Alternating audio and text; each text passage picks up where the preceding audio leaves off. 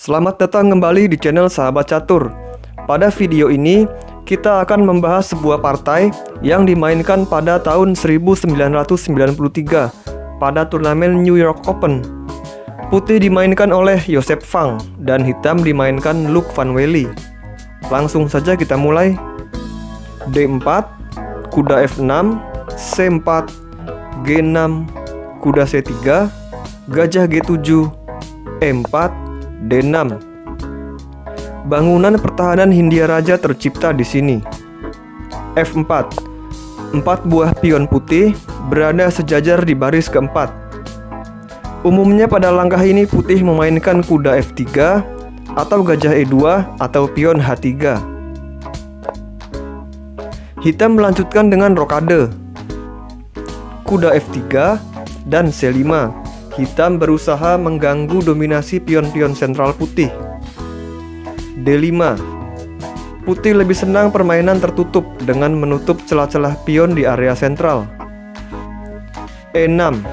Hitam tidak mau kalah dalam perebutan pusat dan berusaha menghancurkan susunan rantai pion putih di pusat.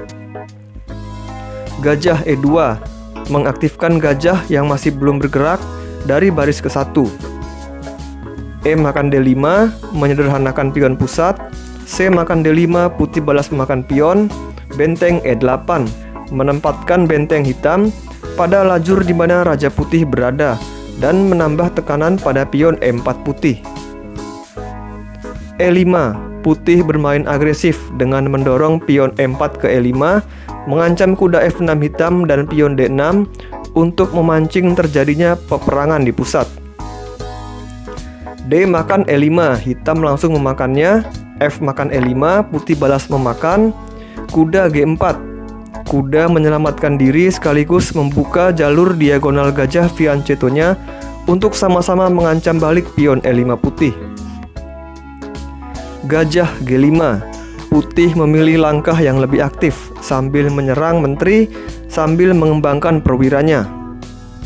Menteri B6 menghindar dari ancaman gajah putih dan mengancam pion B2 yang baru ditinggalkan gajah petak gelap putih. Rokade.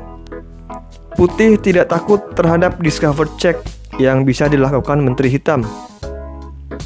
Jika hitam melakukan discover check dengan pion ke C4, membuka skak dari menteri hitam, raja ke H1, kuda F2 menggarpu raja dan menteri putih.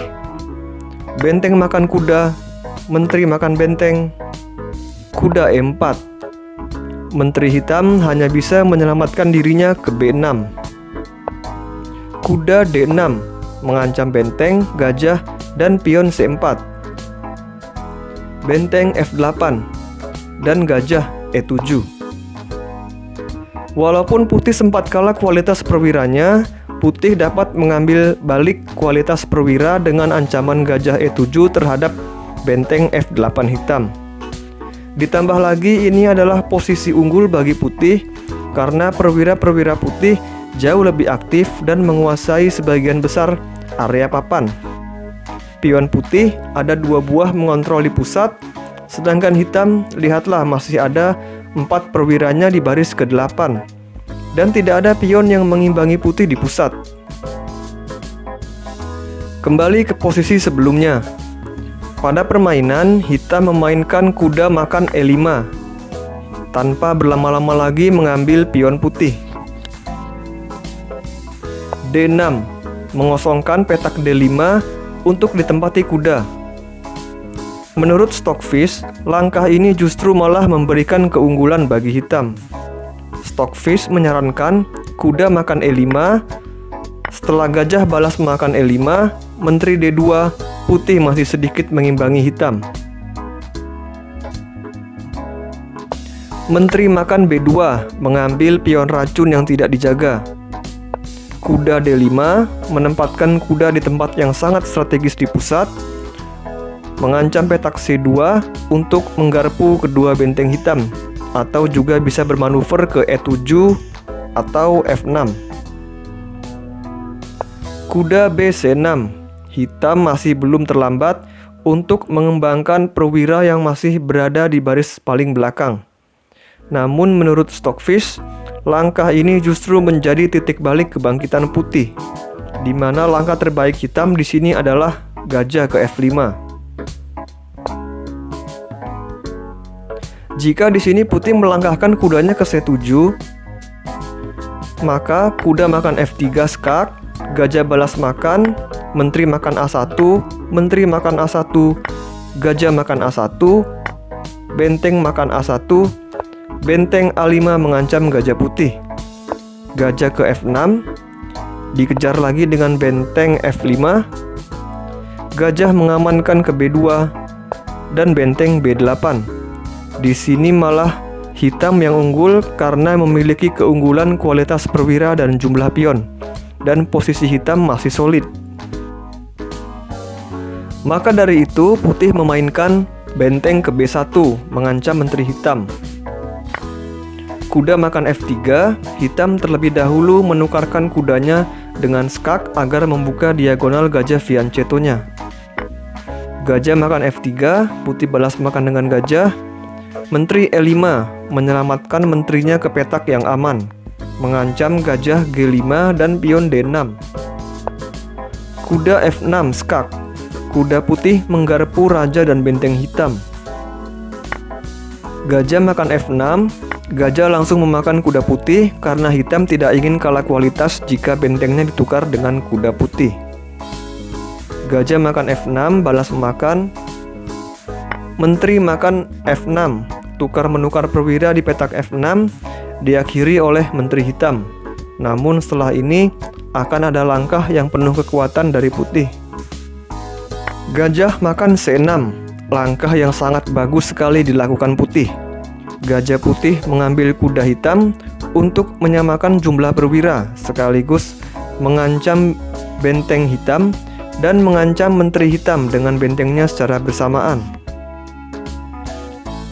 Gajah F5, daripada memindahkan menterinya, hitam lebih memilih langkah yang lebih aktif dengan menutup ancaman benteng putih terhadap menteri hitam, sekaligus mengaktifkan gajahnya yang belum berkembang.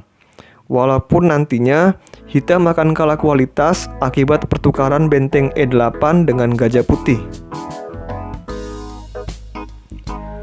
Gajah makan E8, putih tidak mau menunda-nunda untuk unggul kualitas perwira. Benteng makan E8, balas memakan. Benteng makan B7, memakan pion lemah hitam, menyelamatkan bentengnya dari ancaman gajah putih dan mengontrol sepanjang baris ke-7 yang sangat disukai oleh sebuah benteng. Benteng D8, benteng hitam berupaya menghadang pion putih yang sangat diharapkan putih untuk promosi. D7, putih memajukan pion untuk mengunci benteng hitam agar terus membloknya di petak D8. C4, bertujuan untuk menempatkan pionnya di C2 di mana ada gajah F5 yang menjaganya. Benteng E1 mengancam benteng E8. Menteri C6 mengantisipasi langkah benteng E8 putih sekaligus mengancam benteng B7 putih. Benteng E8 memaksa hitam untuk memakannya dengan benteng. Jika di sini raja G7, benteng makan D8, dan jika menteri memakan benteng B7, menteri D4 skak, F6, benteng G8. Jika raja makan benteng, putih langsung promosi pionnya menjadi menteri dengan skak pada raja hitam. Jika raja ke F7, benteng F8 skak, raja kembali ke G7. Menteri makan F6, raja H6, pion putih promosi menjadi menteri. Menteri B1 skak, raja F2, menteri C2 skak, raja G3, dan hitam kehabisan cara untuk melakukan skak abadi. Kembali ke posisi awal. Benteng makan E8, hitam memakannya dengan benteng. Pion D8, promosi menjadi menteri. Putih mempromosikan pionnya di petak D8, bukan petak E8, karena nanti menteri hasil promosinya akan dimakan oleh menteri hitam. Benteng makan D8. Hitam tidak mau rugi, langsung saja memakan menteri putih hasil promosi. Menteri makan D8 skak. Putih membalas memakan benteng hitam yang tidak terjaga. Raja G7 menyelamatkan rajanya ke petak aman. Menteri D4 skak menempatkan menteri di sentral sambil menskak raja hitam untuk agar tidak kehilangan tempo. Menteri F6 menutup skak dari menteri putih. Menteri makan F6 karena putih sudah merasa nyaman dengan posisi ini untuk masuk ke fase babak akhir, di mana putih mempunyai benteng melawan gajah hitam. Raja makan F6, balas memakan. Raja F2. Permainan sudah masuk babak akhir dan putih segera mendekatkan rajanya ke pusat. C3. Hitam segera memajukan pionnya agar nanti bisa menempati C2 terlebih dahulu, di mana di situ ada gajah yang menjaganya. Benteng makan A7 bertujuan untuk membuka jalan pionnya di lajur A untuk terus maju. C2. Hitam bersiap untuk promosi. Benteng C7. Putih tidak membiarkan pion hitam untuk promosi begitu saja, langsung dijaga pada lajur C. Gajah E4 menempatkan gajah di sentral agar mempunyai jangkauan ke segala arah. Raja E3 mengancam gajah hitam, tetapi melepas penjagaan terhadap pion G2. Namun itu tidak masalah bagi putih, karena jika gajah hitam mengambil pion G2, putih akan mengambil pion C2 hitam dengan bentengnya. Raja E5 melindungi gajahnya dari ancaman gajah putih. Raja D2. F5. Hitam akan mendorong pion-pionnya di sayap raja karena jumlahnya lebih banyak daripada pion putih di sayap raja. Namun langkah ini menjadikan pion di H7 dapat diambil begitu saja oleh benteng putih. Benteng makan H7 langsung membantai pion mayoritas putih di sayap raja sebelum dia maju. Gajah makan G2 agar pion hitam di lajur F dapat melaju tanpa hambatan. Raja makan C2 mengambil pion hitam yang sekarang sudah tanpa penjagaan. G5. Hitam terus memajukan pion-pionnya pada sisi sayap raja, di mana jumlah pionnya lebih banyak dari putih. Raja D2. Raja putih akan ikut ambil bagian dalam menghadang laju pion-pion hitam. Gajah C6. Benteng H6 mengancam gajah hitam. Gajah D7 menempatkan gajah pada petak yang aman. Benteng A6. Raja E4. Raja hitam akan mengawal pion-pionnya sampai depan. A4. Putih mengajak hitam untuk balapan pion. Dan nanti akan kita lihat siapa duluan yang pionnya mencapai baris promosi. Raja F3 membatasi ruang gerak raja putih. A5 terus fokus untuk promosi pion. G4 hitam tidak mau kalah.